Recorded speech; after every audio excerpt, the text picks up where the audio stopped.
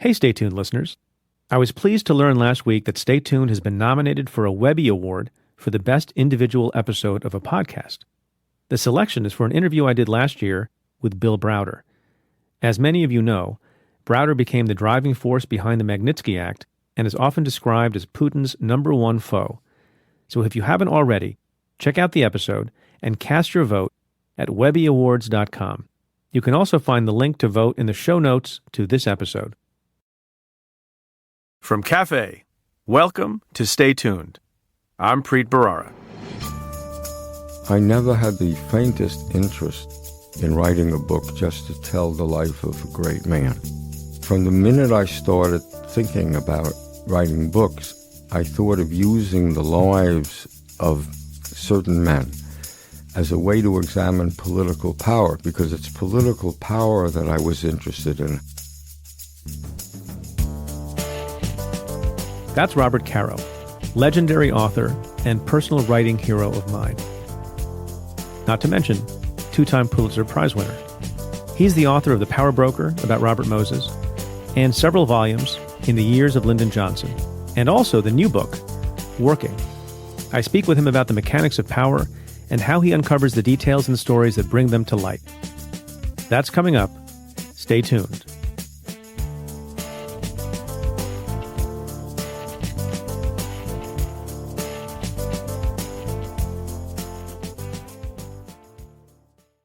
What is justice? How is it served? Who wields it? How is it accomplished? And when does it fail? These are some of the questions and moral quandaries that I wrestle with in my new book, Doing Justice, a prosecutor's thoughts on crime, punishment, and the rule of law. It is also about the stories and timeless principles that can help us understand this moment in history. Doing Justice came out in March, and to the great relief of my mom and dad, it debuted at number 4 on the New York Times bestseller list. Thank you to everyone who has shown their support so far and read the book. I see your kind tweets and emails and comments, and it means a lot to me. So if you enjoyed the book, please consider heading to Amazon and writing a review for Doing Justice. Every review helps other people find the book. To learn more about Doing Justice and to order a copy for yourself or your friends, head to doingjusticebook.com. It's also available as an audiobook. Now let's get to your questions. This question comes from a tweet from user Jonathan Howard, whose Twitter handle is @staringispolite. That's one way of thinking about it. The question is, what do you make of the news that Mueller did include an executive summary intended to be shareable publicly, as you said would have been common practice, and in fact included multiple such summaries? Does it change your view of Barr's handling thus far? #AskPreet. So this whole mystery about the Mueller report and the accuracy of Bill Barr's summary of it, although he continues not to call it a summary, although of course it is a summary, as I keep saying, will be resolved hopefully in the next 6 or 7 days, because Barr himself in his testimony this week before the House said he expects a version of the report to be released within a week. So I think we'll find out relatively soon, depending on the extensiveness of the redactions, how accurate his summary was. It's an interesting question you raise, and the reports are that there have been one or more summaries that the Mueller team themselves prepared, perhaps with an eye towards those things becoming public in advance of the full report, given potential redactions that have to take place. But the report also said, that I read at least, that the special counsel's office did not make a direct request to Bill Barr to release those summaries. So they were prepared. Maybe they were prepared by the team in an abundance of caution, and some members of the team thought it would be helpful. But at the end of the day, Bob Mueller thought of his task as narrow and didn't think that he should be dictating to Bill Barr or anyone else what, in fact, should be released. That's the best sense I have of things.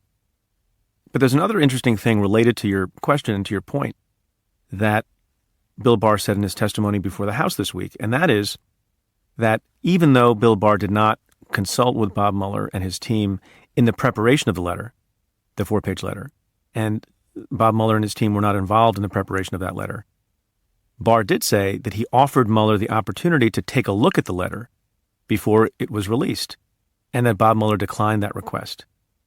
That's sort of interesting, and various people have different views of what that means. It seems to me a pretty smart move. Bob Mueller probably thought his report speaks for itself, and that should become public in some form at some point in the future. And why allow Bill Barr or someone else to say that Mueller took a look at the summary and implicitly approve the summary. It's a very difficult thing, I think, if you've written a 300 or 400-page report, to think that a 4-page summary does it justice, especially given, as you say in your question, that they had prepared their own summaries. Probably better for Bob Mueller to let Bill Barr own his own summary and for Bob Mueller to own his own report, and we'll see how those two things compare if and when they become public. By the time the next Stay Tuned episode drops next Thursday, I imagine we'll know the answer to some of these questions. So maybe I shouldn't be making predictions now, but it sounds like from Barr's public testimony, it sounds like we'll have more redactions than perhaps necessary because, among other things, people have been speculating about whether Bill Barr would choose to seek an order from a court to allow the release of certain grand jury material. That is something that's provided for in the rules, although there's some debate about whether or not it applies to a congressional proceeding or applies to an impeachment proceeding or applies preliminarily to an impeachment proceeding. So putting all that debate aside, Bill Barr seemed to settle the question of whether he was going to seek an order, basically putting it on the chairman of the Judiciary Committee, who he claims has equal right and responsibility and opportunity to make that petition to the court. So I imagine that what is produced publicly will be heavily redacted. There'll be fights about it. It sounds like Bill Barr is providing to the public exactly what he intends to provide to Congress, and you could have a big debate on whether or not Congress deserves to have a less redacted version than the public, especially folks who are the chairs and ranking members of the Judiciary Committee and the Intel Committee, who I think are entitled to see a version of the report that is not redacted for classified information or ongoing investigations. This next question is a tweet from David, whose handle is @DGKDC, who asks, given the number of acting and therefore unconfirmed cabinet positions, can the 25th Amendment even be invoked on our cognitively declining #POTUS at this point, #AskPreet? David, thanks for your question. As I've said many, many times before, I don't think the 25th Amendment would be invoked. The likelihood of that is really, really low, even if you had all Senate-confirmed people in place in the cabinet. I think more troubling, because it's more of a reality that we have to deal with, is the fact that we have so many acting and unconfirmed cabinet positions. Obviously, your question is provoked by the resignation just this week of Kirstjen Nielsen, who was the Secretary of Homeland Security, but her deputy also resigned. We have never had a permanent Senate-confirmed official to head ICE. We still have an acting Secretary of Defense. We still have an acting UN ambassador. We have an acting Secretary of the Interior, and the list seems to go on and on. We don't even have a permanent Chief of Staff, even though the White House does not need Senate approval for a Chief of Staff. As the President has said at least once, he prefers acting because he has more flexibility, but the problem is that's not how it works. The President is entitled to his White House staff, basically unfettered. He has chosen to exercise that authority very broadly and controversially. He has, as among his advisors, his own daughter, his own son-in-law, and various other people who were not able in the ordinary course to get security clearances. And, we can have oversight of that and we can criticize that, but basically he can do what he pleases. With respect to the heads of cabinet agencies, like the Department of Justice, like the Department of Defense, like the Department of Homeland Security, the Constitution provides very clearly, as you all know, that he nominates and the Senate advises and consents or withholds its consent. And what you have now is an increasing number of people who are heads of agencies that literally employ hundreds of thousands of people and take care of some of the most important and sensitive matters for the country, including national security, including going to war, including defending the homeland, including protection of the president as far as the Secret Service is concerned, including border security. You name it, they do these things.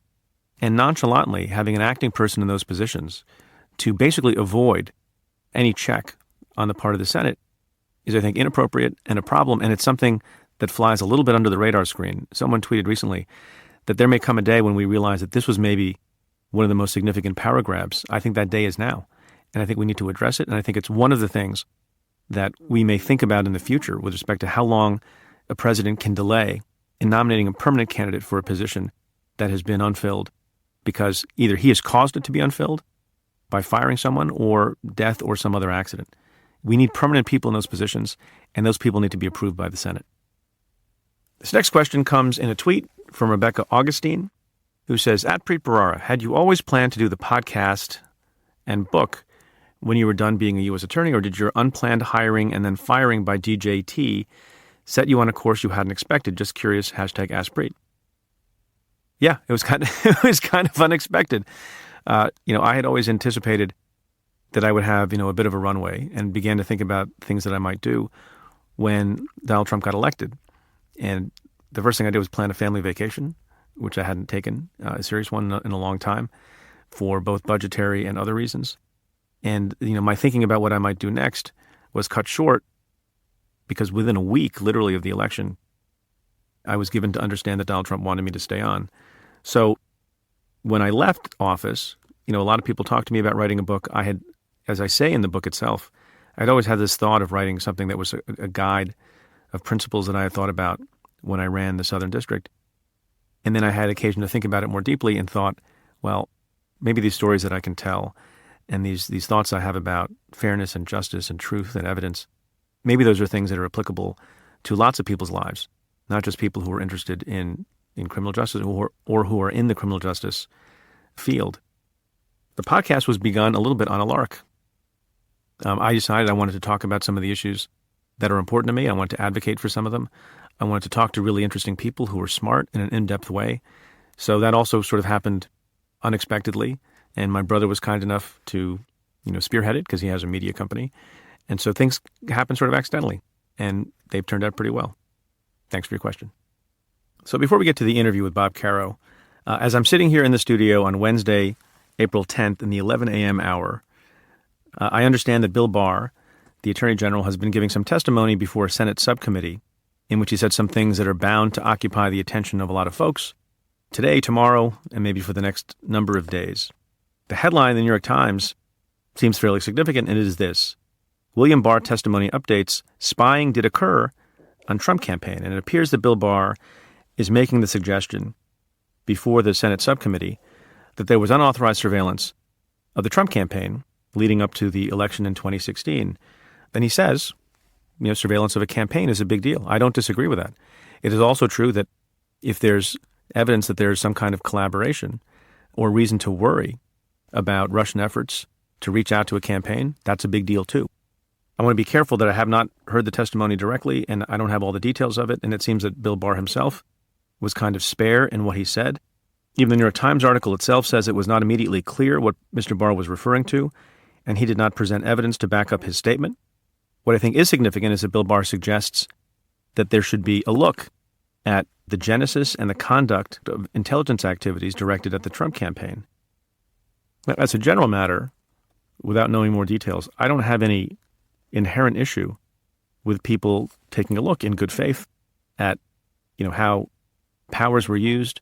Bill Barr, notably, by the way, makes it a point to say that he doesn't believe it was the FBI.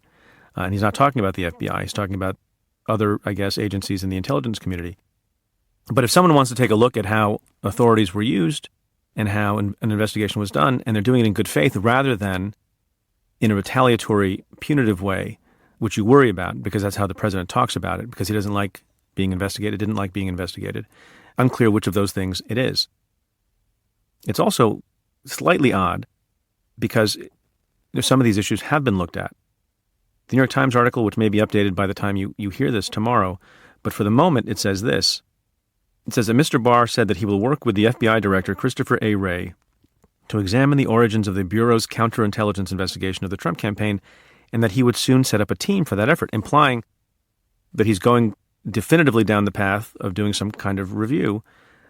But then the Times article also says that Bill Barr noted that Congress and the Justice Department's Inspector General have already completed investigations of that matter, and that after reviewing those investigations, he would be able to see whether there are any, quote, remaining questions to be addressed, close quote, which suggests that he's maybe just thinking about it and maybe there's no need to have a further inquiry. So it's also unclear. On the one hand, he says it's not necessarily the FBI, it's the intelligence community. On the other hand, he's saying that he wants to examine the origins of the Bureau's investigation. He also said, and this is important as well, I am not suggesting those rules were violated, meaning the surveillance rules, but he wants to take a look. So there seems to be a bit of hedging and not full clarity on what Bill Barr intends. At this point, sitting here in the studio before noon on Wednesday, I don't know where it will lead. I don't know how this will play out, how it will unfold, but it's something obviously that's significant. and I think that we need to keep an eye on. I mean, one of the other things that Bill Barr says he's troubled by is that the Trump campaign, was not advised of the activities that were taking place by the intelligence community. I'm not in a position yet to say whether that's a legitimate concern or not. But what I know is that Ann and I will certainly be talking about this more on the Insider podcast Monday morning. This week, Stay Tuned presents the first episode in a series of occasional conversations with writers about their craft, their lives, and life lessons. There is no one better to kick off the series than Robert Caro. I don't use the word legendary lightly or frequently, but in this case, it really applies. In 1974, Caro wrote The Power Broker, a biography of New York City master planner Robert Moses. He followed it with a series of acclaimed books on Lyndon Johnson. 4 have been published so far, and the last one is expected in a few years. For 2 of the books he's written, he's won the Pulitzer-Prize. In the meantime, he's written a new book called Working. It's about his process, how he uncovers the truths and details that bring the mechanics of power to light. I speak with him about how people rise to power and how they use it for good or ill, and the joy of research, the pain of writing, and why you have to turn every page. That's coming up. Stay tuned.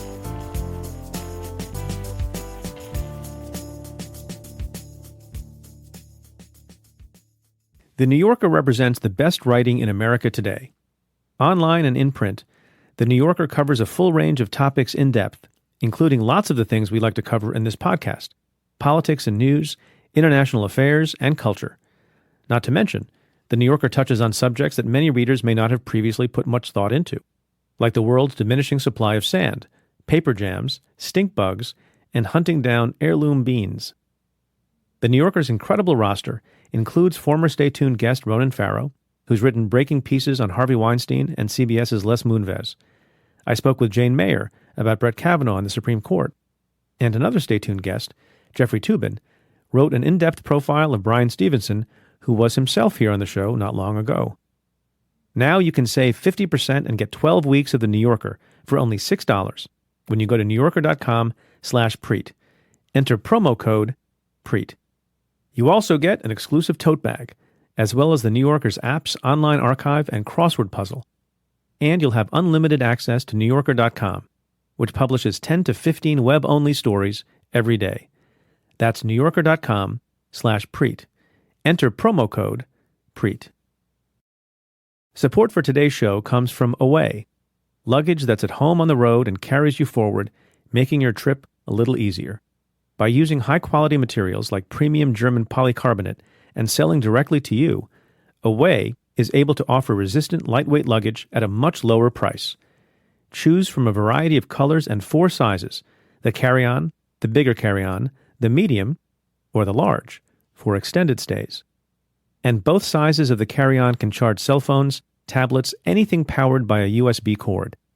Every Away suitcase features a TSA-approved combination lock built into the bag to prevent theft. Best of all, thanks to Away's lifetime warranty, if anything breaks, they will fix or replace it for you for life. My family uses the bigger carry-on when we travel, and let me tell you, avoiding the luggage carousel is a unique joy. For $20 off a suitcase, visit awaytravel.com/Preet and use promo code Preet during checkout. That's awaytravel.com/Preet and use promo code Preet during checkout for $20 off a suitcase. Robert Caro, thanks so much for being on the show. Pleasure to be here. So you don't go by Robert, you go by Bob. Yeah. So it's very odd for me to think about calling you Bob because I'm a huge fan. I have been reading your books for many, many years. For me, it's a huge privilege and honor to be in the same room with you and to be asking you about your writing process, a rookie myself in the publishing business. So I'll try to call you Bob, but if I revert to Robert, please forgive me and forgive the formality. If you would allow me one more indulgence, since I have you here. Your book, Master of the Senate, has special meaning for me because I read it before I began working in the U.S. Senate. I was a staffer on the Senate Judiciary Committee for 4.5 years. And one thing I did, which sounds kind of corny, and I'm now revealing it to the tens and hundreds of millions of people who listen to this podcast. On my very last day, or second to last day, when I was about to be confirmed to be the U.S. Attorney, I felt a sense of nostalgia because I think it was an amazing privilege to work in the Senate. And not only to work in the Senate, but to have access as a high-level staffer to the Senate floor. And I sat on the Senate floor many times next to my boss at the time, Senator Schumer, with the little staff chair when he would give an address that I wrote, or would vote on, various matters. Not when he voted, the staff would sit in a special section sort of in the back corner, which I know you know very well, opposite the corner that had the desk with the candy. Yes. and there's a desk with candy in it. And I took a copy of your book, the hardcover copy of your book, and spent an hour, one of my last few hours in the Senate as a staffer, thinking I may never be here again. And I opened up to the first chapter of the book, which I believe is called The Desks of the Senate. Yes. And you recite the history of who sat at which desk, what they're made of, and you described it. And I read the desks of the Senate while I was sitting with the desks of the Senate. And it was a very sort of special moment for me, so thank you for that. It was a special moment for me the first time I went down in the well and looked around at the desk. So they gave you special privilege even though you were not a staffer and not a member of the Senate? Well, the Senate historian, both Senate historians, were longtime friends of mine because I've been asking them for so many things. And one day one of them said, "Have you ever been down in the well when there's nobody, when the Senate's not in session?" And I said, "No, not when I've never been there when the Senate's not." It's quite an experience. You go down there, you turn around, and there are these 4 glowing arcs of desks, highly burnished wood. And you say, God, Webster, Clay, and Calhoun stood at these desks when they were making speeches. That was actually a big moment. It's a moment I said, I don't care. I'm going to tell the history of the Senate is fabulous, and I want to tell it, as well as the story of Lyndon Johnson. Is that when you thought to write about the desks, or did you have that experience after you wrote about the desks? No, that's what got me to write about the desks. I'd never thought of that before. So you have a new book, which I'm pleased to tell people who don't have a lot of time, that it's a bit shorter than the average Robert A. Caro book. It's called Working, Researching, Interviewing, Writing. Now, I hesitate to call it, would you call it a memoir? It's sort of, no, not a full memoir. It's like recollections. It's like glimpses of how I work. Yeah. On the cover, I think I have an advanced copy, but I presume the cover will be the same. It's you sitting on a desk with a white legal pad. You still use the white legal pad? Yeah, I write my first drafts in longhand still. Still? Yeah. And you're sitting in front of, on the desk, is it an IBM? No, it's a Smith Corona Electra 210 typewriter. Yes. You still use that? Yes. You ever thought about moving to computer word processing? I sometimes use the computer to take notes, but see, I try to slow myself down. My problem when I was young was I felt I wrote too fast. I didn't think things through. So I decided when I was a reporter. I think I was a really fast rewrite man on Newsday when I was a young journalist.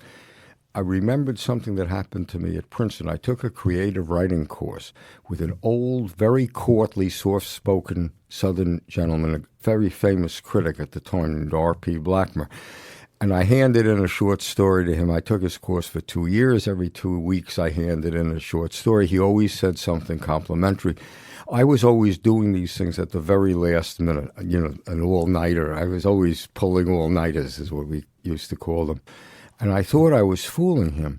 And then at our last session, he says something nice to me. And then he says, this is practically the last thing he said to me. He said, "But Mr. Caro, you're never going to achieve what you want to achieve if you don't stop thinking with your fingers." And Preet, did you ever have the feeling that someone has seen right through you? He's been seeing right through you all along. I said, he knows I'm not really thinking about these stories because it's too easy for me to just dash them off. So when I was a newspaper man, I continued being a very fast rewrite man. But when I stopped to do The Power Broker, my first book, I said, this is really complicated. I can't do this the same way. I've got to slow myself down. And the first thing I thought of is I'm going to do my first drafts in longhand because that's the slowest way of committing your thoughts to paper. But correct me if I'm wrong. it's not that your writing has necessarily gotten slower, and that's how you slowed yourself down. Is it that, or is it that you decided that you needed to think more before you actually wrote things down and research more? Exactly right. That's exactly right, yes. So once you've done that, do you think your pace of writing is still as speedy as it was? Yes. When I finished the research, then I set myself, and I'm starting to write, I set myself a goal of 1,000 words a day. And I usually meet that goal. The writing isn't what takes long. It's the researching that takes long. And the thinking. The thinking, yes. So my books are so long. So I do something that's really weird. I'm not sure I should be saying this to the public. It's exactly what you should be saying to the public. Well, we want all the weird stuff. Well, here's a weird. Here's a weird. That's what stuff. Podcasts are for. When I finish writing a book, I finish researching a book, I have all this material. I make myself not write until I can boil down what the book is about. I like to try to make it into one paragraph, but I usually fail. It's usually 2 or even 3 paragraphs. But I don't start writing until I boil it down that way. Then I type those out. I put it up on the corkboard next to my desk. And let's say for the next 3 years while I'm writing, I make everything relate to those couple of paragraphs. I've seen you also say that it's not just the 2 or 3 paragraphs, but that you want to have the last sentence of the book. Even if it's an 1,100 or 1,200 page book, you want to know what the last sentence is going to be, so you are inexorably leading up to that last sentence. I learned that in The Power Broker. That was my first book. I had this huge mass of material, and I couldn't think how to write it. I couldn't think how to outline it. It was very frustrating and actually terrible time for me. So Robert Moses had long since stopped speaking to me, but I would go whenever he appeared in public. So he was dedicating something out of Flushing Meadow at the World's Fair site before a small audience. All his men, his engineers were all sitting in the first couple of rows, and I was sitting in the back row. Point of his speech is, he said, someday we're going to sit here and talk about the ingratitude of the public toward great men, by which he meant himself. And I said, why aren't they grateful? I see all the heads of Moses' subordinates nodding, yes, why aren't they grateful? And all of a sudden I said, yeah, that's the last line of the book. Why weren't they grateful? Why did he build all these highways and parks? Why aren't people more grateful to him? That's the last line of the book. Why weren't they grateful? I went back to my office and was able to just sit down and outline the whole Power Broker and write it very easy. So I learned my lesson. I have to have you did it in like 2 or 3 months, right? How many years was it? To research and write. Yeah. I worked on the Power Broker for 7 years. 7 years. Yes. Do you worry at all that if you have the last sentence in mind, that's improperly shaping the route to that last sentence, or is it that you already have done the research and so you know what the path is going to be? Well, I've already done the research. I don't always know how to put it into a book form, but once I see that last sentence, which that can take a long, it sounds, I'm being too glib about it. It takes a long time sometimes to find that last sentence, but if I know it, writing the book gets easier. Because it focuses you. Well, it organizes right. it. Yeah. Right.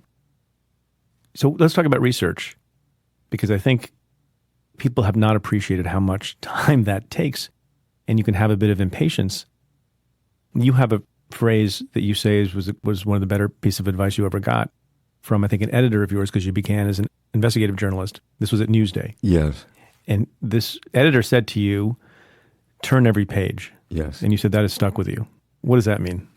Well, that was the first piece of advice. I wasn't an investigative reporter. I was like the low man on the totem pole doing obituaries and short articles. But through an accident, I had to go down and go through a whole mass of files at a federal agency on a Saturday because we couldn't get anybody else. Everyone else was at a picnic on Fire Island. No one had cell phones, and you couldn't reach. I was the only guy in the office because I was the lowest reporter. And finally, an editor said, in a tone of real apprehension, I guess you'll have to go yourself. And I spent all night working through the files. I really loved I'd never done that before. Just like, gee, I love doing this. I wrote a memo for the real reporters who would write the real story. And the next day I was back home, and there was this editor, a tough old guy out of the 1920s, out of the front page. And he had never had, I went to Princeton, he had never allowed them to hire anybody from the Ivy League. I was the first Ivy League graduate in his city room in like 20 years, the 20 years he had been there. And his secretary says, his name was Alan Hathaway. Secretary says, Alan wants to see you right away. So I said to Ina, thank God we didn't move. We were living in New Jersey. Newsday was on Long Island. I said, I'm about to be fired. And I drove in there just absolutely sure I was going to be fired. And his secretary, June, says, go right in. Alan wants to see you. And I see he's reading my memo. And I went in, and after a while, he looks up at me and he says, I didn't know someone from Princeton could do digging like this. From now on, you do investigative work. So I don't have a lot of savoir-faire at moments like that. And I remember saying to him something like, but I don't know anything about investigative work. And he looks up at me, and I've never, there are moments in your life you don't forget.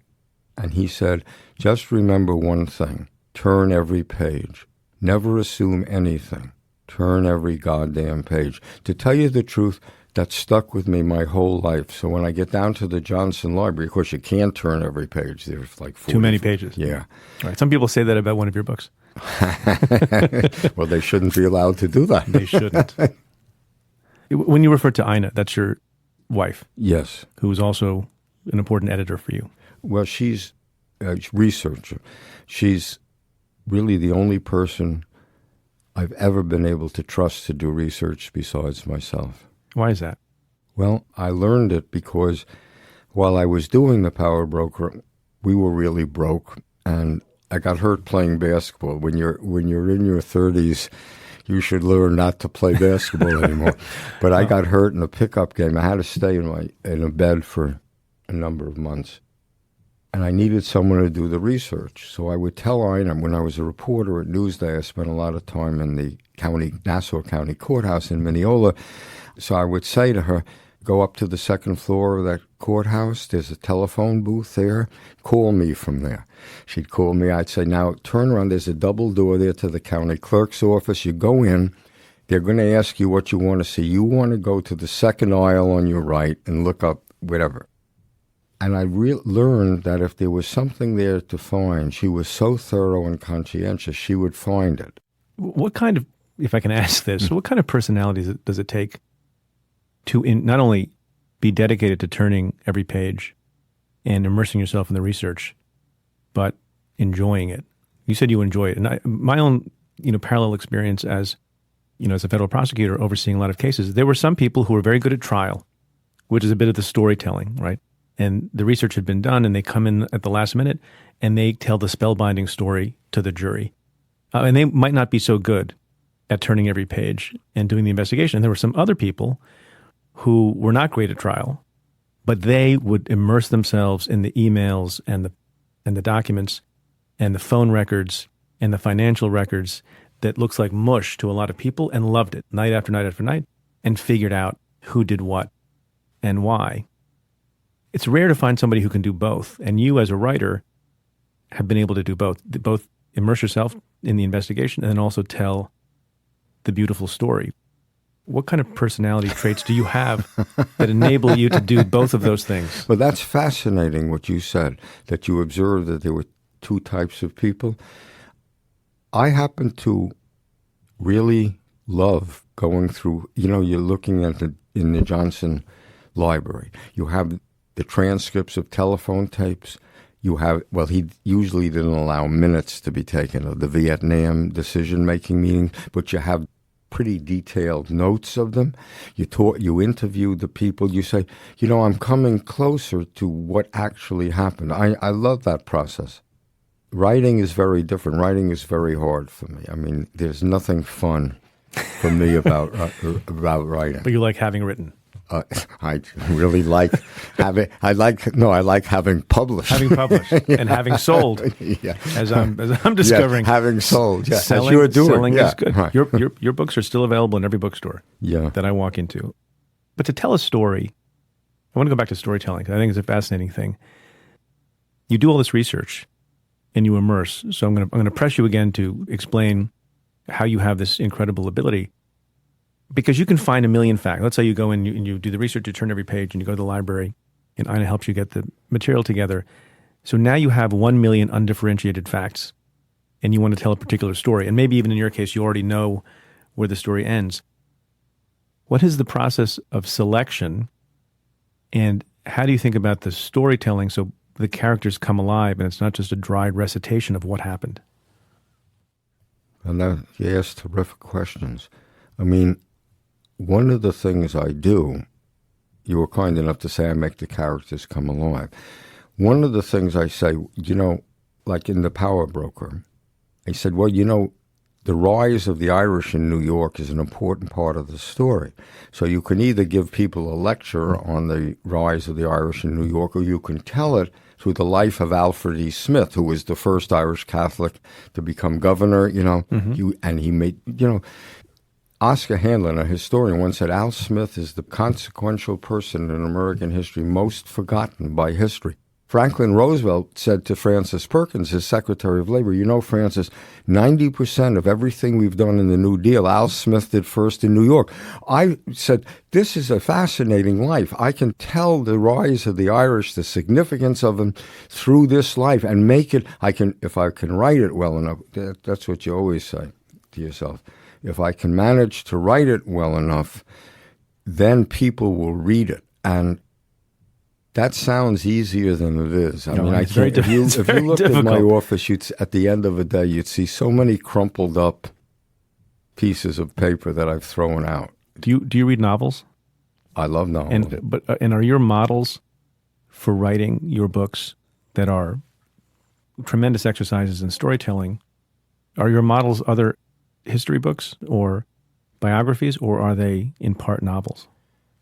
In part, they're the novels of Anthony Trollope, who was a 19th century. He wrote 6 political novels. They're called the Palliser novels, because he seemed to understand something that I think you understand from your career, and I understand, or I think I understand, that politics and government turns on character, on people.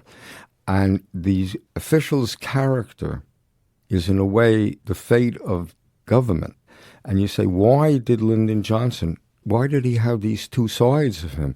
One side is this horrible side of leading this nation into this incredible war. I mean, he sent almost 600,000, think of that, 600,000 men over to fight in the jungles of Asia.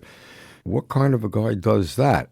On the other hand, he's the guy who passes the first voting rights, the first civil rights, Head Start, Medicare. So you say, that's personality, that's character that accounts for this. You also talk about, and I assume this is related to storytelling, the power of place. Yes.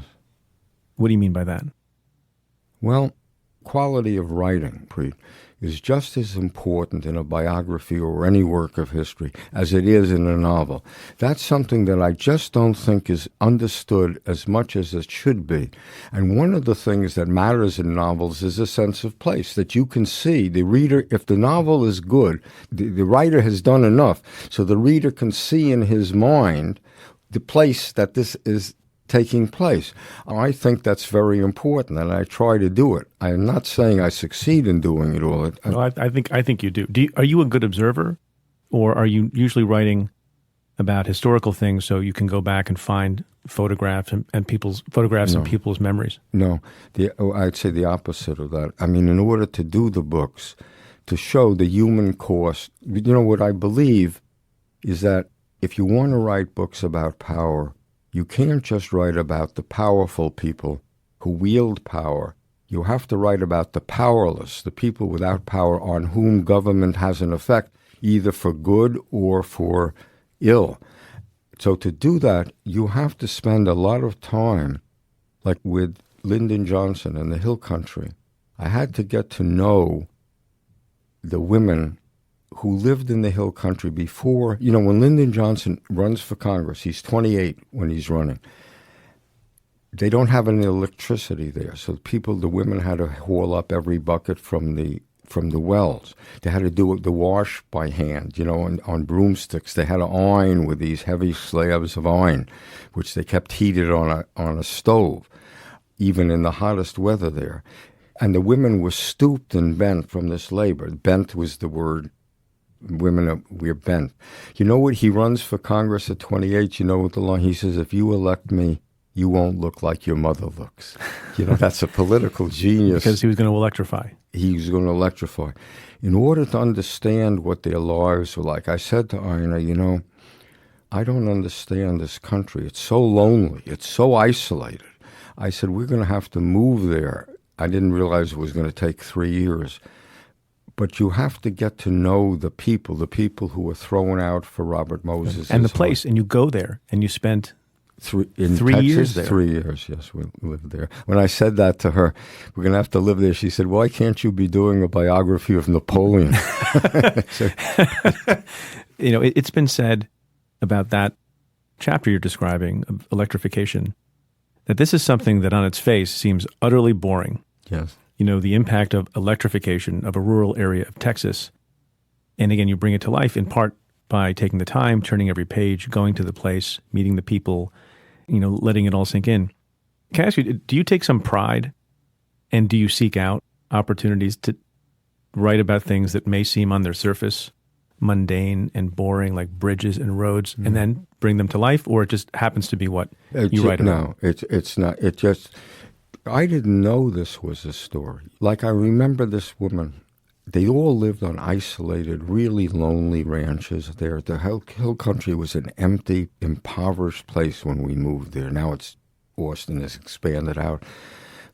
But I remember this one woman saying to me, you're a city boy. You don't know how heavy a bucket of water is, do you? And I said, no. So she takes me out to this well, which was covered with wooden boards, and she pushes the boards aside. And she gets out of her garage, a water bucket, still had the rope attached. She says, now drop it down. I dropped it down. Now, the average depth of a well in the hill country is like 75 feet deep. Drop it down. She says, now pull it up. Let me tell you, it's heavy. And then you think, her husband, these people were so poor, they couldn't have hired help. The husband was not home to help her. When her kids he was out working in the fields or rounding up the cattle. Her kids, the minute they get old enough to work, they had to help the father. So you say she had to pull up the water all by herself all day. There was a Department of Agriculture study that I found from 1940 that said the average farm family uses 200 gallons of water a day. That's all pulled up by one woman. Then another woman said to me, there are moments because you're there, she said, do you want to see how we carry the water? She meant so she could carry 2 buckets at a time. To this moment, I can see she pulled up the door of her garage, and there was her yoke. It was a yoke like cattle wore. It's a heavy bar of wood. And you look at this woman, you say, that's why they're so stooped. That's why they're so bent. It's not something that you intend. If you immerse yourself in a place, you sometimes find out this is a waste of time. You're just wasting your time. But sometimes you say, so Lyndon Johnson had this genius for turning compassion into law, okay? He turns his compassion for these people without electricity. He says, I'm going to bring you electricity if you elect me. He does that, and their lives are changed. Is that your principal advice to writers today, to make sure that you spend the time, both in connection with turning every page, the primary research, but also going to the place? There's another story that you've told about Lyndon Johnson when he was very young, and he was a staffer in the Congress, and he would run to work in the morning. And most people would have that story. You might write that story and include it in the book. You didn't just restate that he used to run to work in the morning. You wanted to know why. And so what did you do? Well, the reason I wanted to know why was that a particular thing happened. I found the woman who worked in the office with Lyndon Johnson back in 1937 or 38 when he came to Congress, who said the following thing. She would be coming to work from another direction. Lyndon Johnson lived in a little hotel at the foot of Capitol Hill down by Union Station. So he would be walking, and he'd walk up the hill, and he'd start to be walking in front of the Capitol. And then all of a sudden, every morning, he'd break into a run. So she said something excited him there, you know. Well, what she actually said was, it started in winter. I thought he was too poor to afford a top coat, but then the weather turned warm, and he was still running. So I said, well, is there something there that thrilled him or excited him? And I went there many times. I took the same walk. I said, no, there's nothing here. But you didn't run at first. You were no, walking. I didn't. I didn't run. I didn't run at all. But I couldn't. I said, well, you know, there's nothing here. And then suddenly, I thought of something. Yeah, but Bob, you never took this walk at the same time that Lyndon Johnson did, which was early in the morning because he was a ranch. He got up with the sun. So I did it at 5:30 or 6. I don't remember what hour. And then you realized, oh, there was something, because the sun is just coming up in the east, and he's walking in front of the whole east front of the Capitol, and it's lit up. All that marble with the heroic figures and the friezes is lit up like this blazing white thing. It's like saying, sure, he's running, because he comes from this land of little log dwellings. All of a sudden, he's seeing lit up for him everything that he can get if he succeeds in the Capitol. Of course he's excited. So I said, so you, Bob, you don't have to give the reader a lecture on what he's seeing. If you describe him well enough and the place well enough, the reader will feel what he's feeling. That's what I try to do. I don't say I succeeded in that, but that's what I tried. Well, I think you did. I want to talk about how difficult the life of a writer is, and the kind of writing that you do, sustained research, you go to the place. Because I'm not sure that everyone appreciates that. And you talk about that in this new book, Working. You know, mostly people know about the folks that you've written about. They don't know as much about you. That's why this is such a blessing, I think, to people. And you've given so much to the public in terms of understanding and richness of understanding of not just Robert Moses and not just Lyndon Johnson, but power and all sorts of other democratic concepts and principles. But you got to make a living, right? You were not endowed, I presume now you do okay, but at first you're not endowed by some creator with a fund from which you can write future Pulitzer-Prize winning books that take you multiple years to write. Explain a little bit, as you do in the book, what it was like for you just as a person and a young family man on a low salary, trying to sell the idea for the book and making ends meet. Oh, well, that was more not making ends meet. So I was a reporter for Newsday. We basically didn't have any savings, and we had a young son. And my advance, I was always kidding around that I got the world's smallest advance, which was $5,000, of which they gave me $2,500. So, and the schedule for writing, this was on The Power Broker. Yes. And the schedule that they had set for writing The Power Broker, I think you set, your prediction was it was going to take you how long? 9 months. 9 months. and the thing was, I got a grant that enabled me to quit my job. And I said to Ina, they're giving me a grant for a year, and it's only going to take 9 months. We'll finally get to go to France. But after a year, of course, I had barely started. We were really out of money. So we sold our house on Long Island. It was unfortunately before the real estate boom, so we cleared $25,000.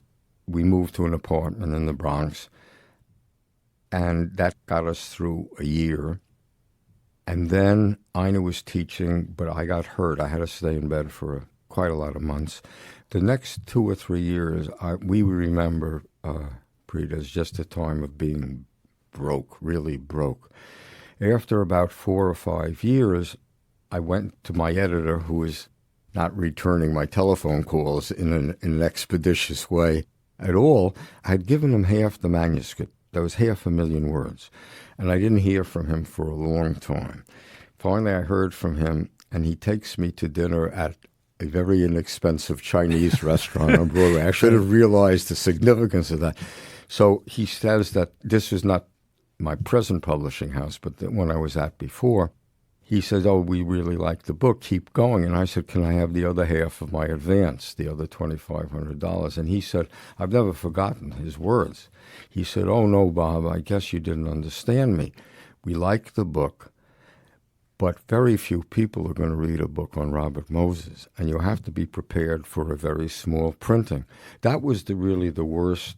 When I look back on my life, that was the worst professional, or non-professional. That was the worst. I didn't know what to tell Ina because we were completely out of money. And did you believe him? You had spent time as an author, one might say an artist, and you believed in the work. And I'm guessing you believed that it was a story worth telling, and, writers, lack of self-confidence from time to time notwithstanding, you must have thought, if I do this right, people will read the book. And when your editor tells you that they won't, how did you process that? Well, I sort of believed it because,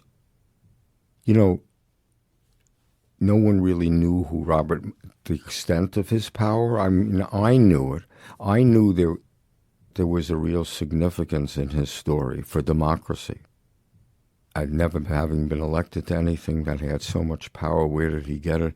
But I didn't believe, I never thought the book was going to sell a lot. But what happened was very dramatic. Not long after that, my editor left this publishing house so I could leave. There was a clause in my contract that I could leave. So I asked a friend of mine for the names of some agents. And he gave me the name of 4 agents, and I interviewed. The last one I interviewed was a woman named Lynn Nesbitt. This was in 1971. And Lynn called me and said, she was a new agent too, sort of new.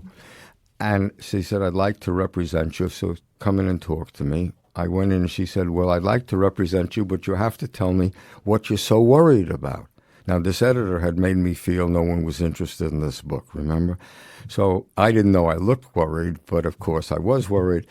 And I said, well, I'm worried that I won't have enough money to finish the book. And she said, well, how much are we talking about? I don't remember the figure, but it wasn't all that large. But it was enough for me to do another couple of years of work.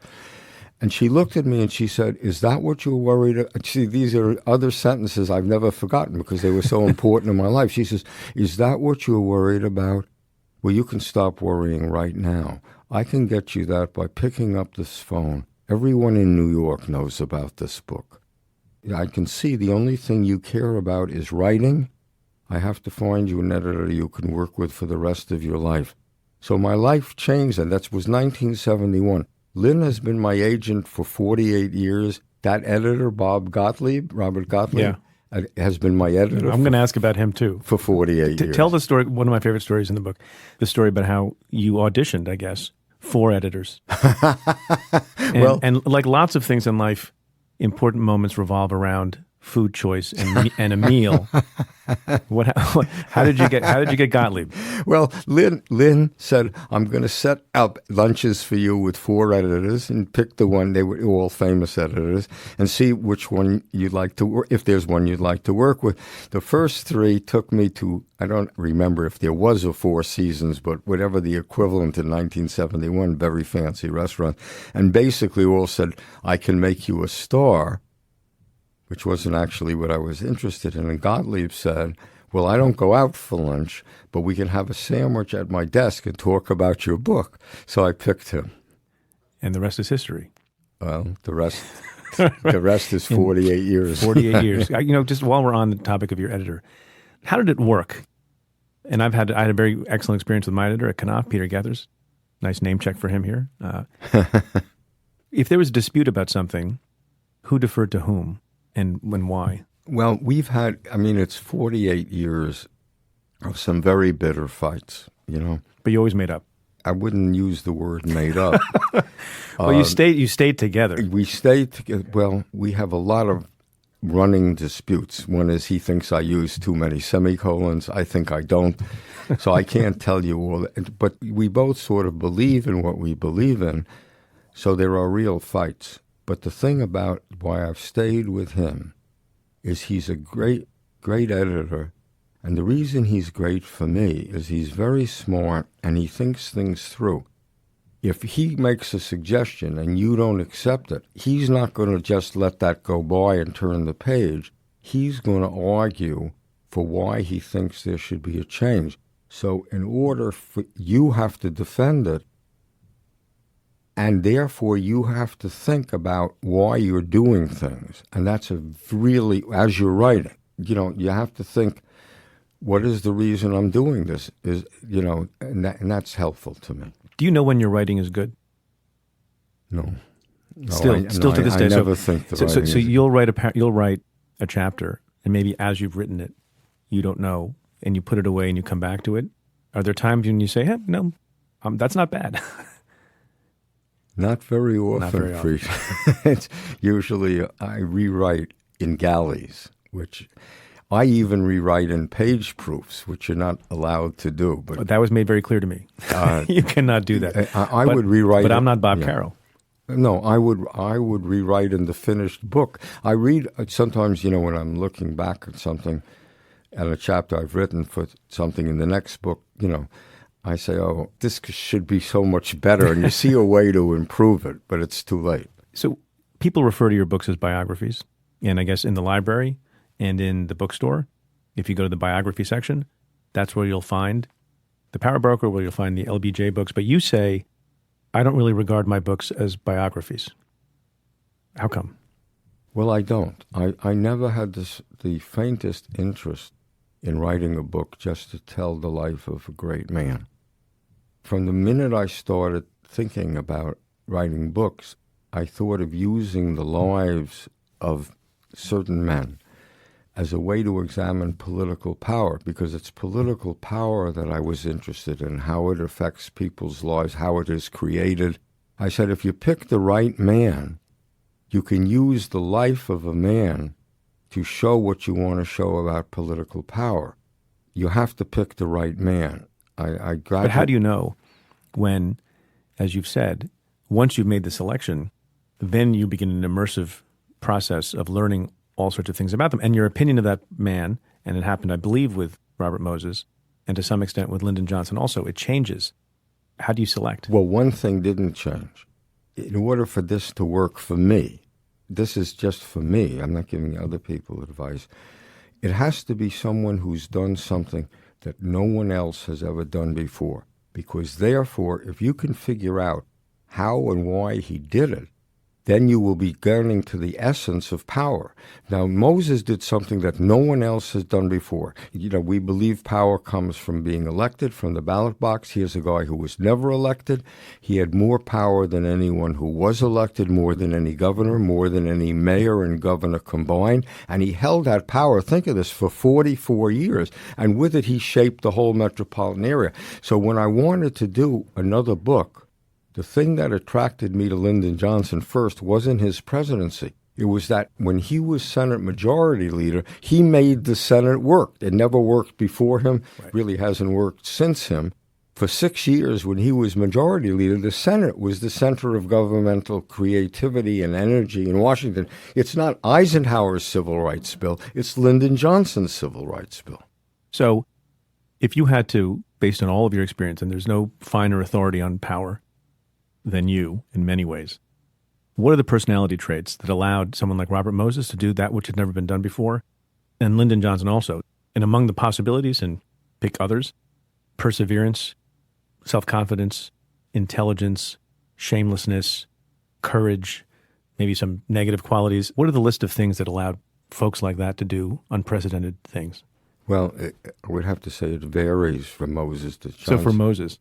Well, both Moses and Johnson were political geniuses. I mean, Moses at one time thought he'd be elected mayor of New York. He ran for governor of New York. He didn't win. Not a perfect genius. Well, people, let me tell you, people got a glimpse of what Robert Moses was like. That could be really frightening. I remember talking to him. He was already 78 years old. And when he got angry, he was frightening. And so he ended up choosing a path through which he became more powerful. Correct. He went into a room with a yellow legal pad, and he thought of a way that public authorities could be a source of great political power, so much political power that he couldn't be touched by anyone who was elected.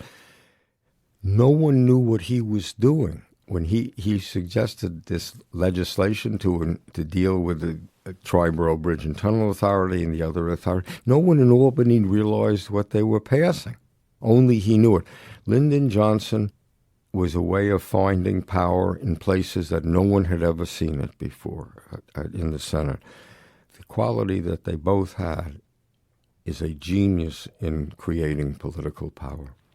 And how about understanding what animates other people?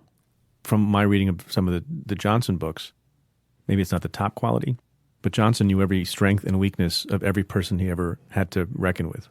You're absolutely... Johnson, that was a key thing. I mean, he was a genius in reading people, of knowing what they were afraid of, what they really wanted. Moses, the opposite, because he couldn't deal with human beings. So he thinks of a way of getting power without human beings being involved. You spoke before. You've talked about the need to, when assessing power and analyzing power, to also talk about the other side of that, the powerless. When was the first time you realized that? The first time I realized that, boy, what a good question. First time. Well, I guess the first time I realized that had to do less with Robert Moses than with Al Smith, who was the governor and his great patron. You know, we're all taught that all power corrupts and absolute power corrupts. I don't happen to believe that power always corrupts. I think that sometimes power can cleanse, and one example is Al Smith. He is the most ruthless of Tammany henchmen on his way up to the governorship. And he gets the governorship and he goes to the Tammany bosses and he says to them, now you have to free me. I have to do things for our people, by which he meant the Irish. And he passes all this social welfare legislation. I mean, disability benefits, workmen's compensation, unemployment insurance, widows' pensions. Think of what the life of the Irish was when there was no government help for them. If your husband died, the first thing the state did, if you applied for aid, was to take your children away and put them in an institution. That's the kind of thing that you said, oh, that's what government can do here. That's how government can help people. So you start to think about government. And the real thing, you ask very good questions. The real awakening for me was about Robert Moses. When he was building highways, you know, he would run these highways right through the middle of neighborhoods in New York. I'm reading all these textbooks on highways, and they all mention the human cost, that's in quote, human cost, of highways. But not one book talked about what the human cost was. And I said to Einar, I'm never going to write this book about the great highway builder without being able to examine and tell people what the human cost is. So I finally figured out, it wasn't fast, a way to do that was to take 1 mile. He built 627 miles of expressways and parkways. I'll take 1 mile and examine that 1 mile and see what the human cost is. So I picked a neighborhood in the Bronx, 1 mile of the Cross Bronx Expressway, it's called East Tremont, and I found people, like 15,000 of them, that he had evicted. You know, he evicted, for his highways, 250,000 people. For his urban renewal projects, he evicted 250,000 more. That's 500,000 people. So what did it mean for these people? I tried to find, and it was hard then, now we have a national telephone directory on our computers.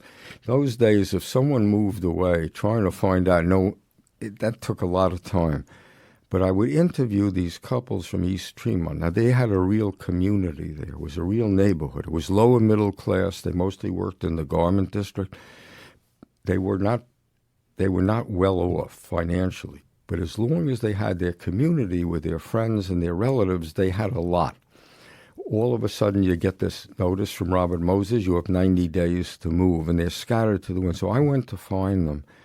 In my notes, when I interview them, the word that appears that they said over and over is lonely. And I suddenly said, loneliness, that's the part of the human cost of highways.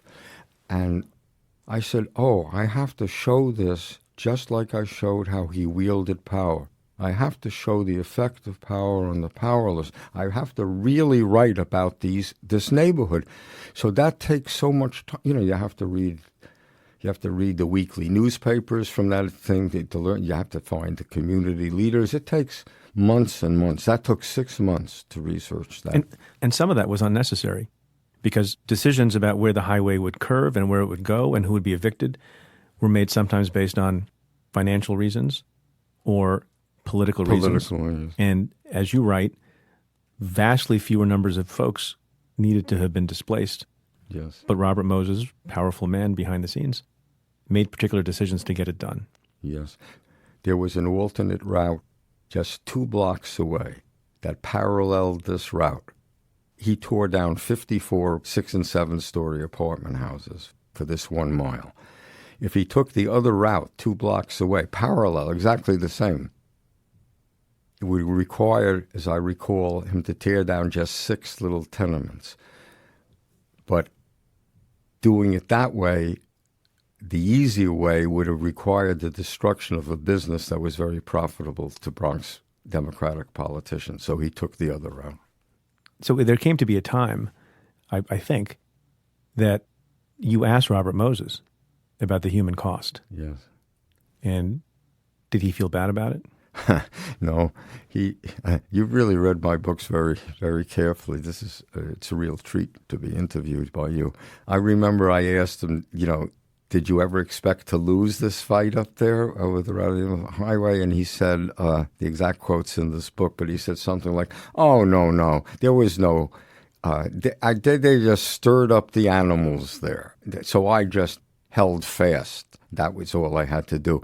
And I'm thinking, I'm interviewing all these people whose lives were ruined, needlessly ruined by Robert Moses. And he cared about it, I would say, 0. And how did that make you feel? Got me really angry, to be perfectly honest. I remember that particular interview because I was so awed by him and by the brilliance of his mind. And all of a sudden, I was very angry about things. What we're talking, which relates to you, your work and your books. When we talk about things like this, we're talking about basically justice and injustice. And Moses was, because of his absolute power in the fields in which he was exercising, which was every field of public works, he could perpetrate these terrible injustices on masses of people. Yeah. So when you write a book versus doing a piece of journalism that you used to do you have a different mindset in your relationship with and feelings about the protagonist? So when you got angry at Robert Moses and these revelations came to you and he didn't seem to care at all about the people who he had caused suffering and displacement, and you wanted to, I think you said once that you felt like punching him in the teeth. Did you think about how that might affect the writing of the book? Yeah. I always felt you better not let it affect your writing of the book. If you can write just the facts and write it well enough, the reader will draw the conclusion. I always try very hard not to let my own feelings influence the writing. I just try to make the writing show what happened. So we go back to the end of the book. Why aren't they grateful to Robert Moses? Should people be grateful to Robert Moses? I think they should be grateful for some things. The things he did when he was young, the creation of Jones Beach, the entire Long Island park system. Wonderful, magnificent things. Jones Beach was about to be swallowed up by developers. We wouldn't have a Jones Beach. Those things were wonderful. Do I think that his starving of mass transit, which we now every time I hear today about the subways being crowded and breaking down, I said, that's because starting, in the Power Broker, there's a chapter called Point of No Return. where after the Second World War, everyone saw the money had to be put into rapid transit. Maintenance had been deferred for 10 years on the subways. And he took that money through his genius. Through a number of maneuvers, he diverted all that money to bridges and highways. And the city is suffering from it today. Should we be grateful for Lyndon Johnson? Well, in some ways, incredibly grateful. I mean, I don't know that we would have Medicare today if Lyndon Johnson hadn't been president. I feel we would not have the Voting Rights Act today if Lyndon Johnson hadn't been president at that moment and had the ability to ram it through Congress. However, you have to say the human cost of Vietnam was immense. On the things that he did well, like the Voting Rights Act that you mentioned, and other things for which we should be grateful, and that he accomplished sometimes through ruthlessness, and sometimes, including elections, through maybe some mendacity. Yeah. Should we forgive all that because it was in the service of things for which we should be grateful? I don't think you can, as I said, you asked terrific questions. That's really a terrific question. It's one that I don't really know. I don't know that you can separate means from ends. You'd like to say he used these means, but they were for great ends. I don't know that's possible. In politics, at least. Because part of the end was Vietnam. Is there someone's story, and I know you don't want to write biographies and you're writing about power, but is there some other person through whom, thinking back, you might have delighted in telling the story of power? Oh, yeah. As a matter of fact, Belle Moskowitz. No one knows that name. She was a plump, motherly Jewish woman who had the most brilliant political mind, and she was Al Smith's chief political advisor. He would never do anything in this groundbreaking legislation that he passed. Whenever they have a meeting, she'd sit in the corner very quietly, but at the end of every meeting, before he took a decision, he'd say, "What do you think, Mrs. M?" Now, Robert Moses told me she was the one who taught him how to get things done. She was, in many, one of the most powerful women in the United States in the 1920s. No one even knows her name. I used to put her name into every lecture I gave in the hope that someone would get inspired to do a biography of her. But there's one book, but it's a rather boring book. But she is a fascinating figure to me. So you were writing a more traditional full-length memoir, correct? Yes. And as you said earlier today, you really can't get going on a book, start the writing of a book, until you know the last line of the book. First, let me ask you, do you know the last line of your memoir? Yes. Will you share it with us? No. I thought that was worth a shot. I thought it was. Bob Caro, Robert Caro, it's been such a pleasure and an honor and a delight to talk to you. It's been great. I could go on for far longer, but I know you have other things to do and you have books to finish. So again, thank you so much for making the time. Thanks for having me here. So as this podcast drops on the morning of Thursday, April 11th, 2019, I note that it's a significant anniversary. It's the 12th anniversary of the death of Kurt Vonnegut, noted American novelist. And as we begin this occasional series of talking to writers, and I tremendously enjoyed the conversation with Bob Caro, and as I said in the interview, he influenced my thinking in various ways and educated me about so many things having to do with the government and with power. There are other influences on me as well, and Kurt Vonnegut was one of those people. As a teenager in New Jersey, the first book I read by Kurt Vonnegut was God Bless You, Mr. Rosewater. It was actually assigned in my American literature class by Mrs. Tomlinson. If you listen to the podcast on a regular basis, you know that she was the best teacher I ever had. If you're listening, thanks again, Mrs. T. But then I became a voracious reader of Vonnegut. I read every single one of his novels. I read his collection of short stories that I think was published in the 50s called Welcome to the Monkey House. I think about them still. And from time to time, this may seem odd, when I was writing my own book, even though the style is different, the tone is different, the subject matter is a little bit different, but not completely, because he talks about human beings and I talk about human beings. I would not only consult with a book that I've mentioned before, Adventures in the Screen Trade by William Goldman, but also would turn to sometimes Breakfast of Champions or Slaughterhouse-Five, and just read a passage or two So I think it's appropriate from time to time when all sorts of nutty things are going on in the country to go back to novels maybe we loved when we were young and maybe you should reread. One of the things I liked about Kurt Vonnegut, and he's not for everybody, but I was a deep, deep admirer of his writing, is that he would talk about things of great seriousness, including suicide and war and genocide and terrible things that he felt deeply, but wrote about them more simply than other people that I have read. Just as an example, this is from Breakfast of Champions. This is how Kurt Vonnegut talks about political assassination and about hijacking. Sometimes people would put holes in famous people so they could be at least fairly famous too. Sometimes people would get on airplanes which were supposed to fly to someplace, and they would offer to put holes in the pilot and co-pilot unless they flew the airplane to someplace else. Pretty good descriptions. I'm actually reading that passage from my own paperback edition of Breakfast of Champions that I purchased way back in high school. It's pretty dog-eared.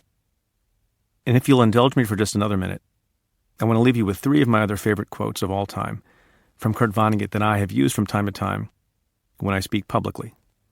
One is this from The Sirens of Titan, a novel he wrote in 1959, in which he said, "There is no reason why good cannot triumph as often as evil.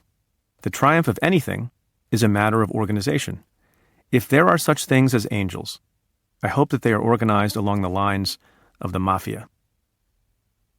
He also said, and this is something I think about, in a novel called Slapstick, "Please, a little less love and a little more common decency." And then finally, in his last book, Vonnegut wrote this, which I also think about from time to time. The only proof he needed for the existence of God was music.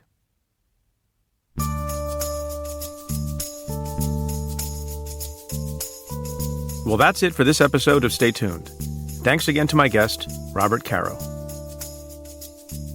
If you like the show, rate and review it on Apple Podcasts. Every positive review helps new listeners find the show. Send me your questions about news and politics. Tweet them to me at Preet Bharara with the hashtag AskPreet.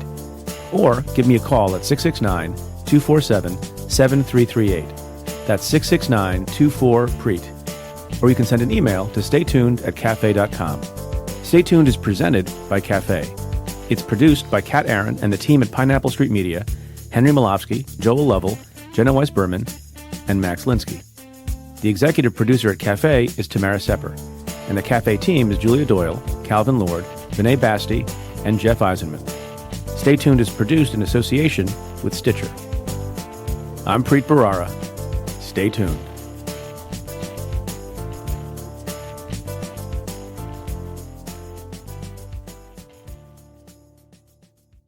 Hey, Stay Tuned listeners. As many of you know, I've been on the road promoting my new book, Doing Justice. On April 10th, I spoke about the book with Jeffrey Rosen, president of the National Constitution Center, who is also the host of the podcast, We the People. You can watch the video of that conversation on the National Constitution Center's website, constitutioncenter.org, or listen to it on the center's other podcast, Live at America's Town Hall, which is available wherever you listen. So check out We the People and Live at America's Town Hall podcasts.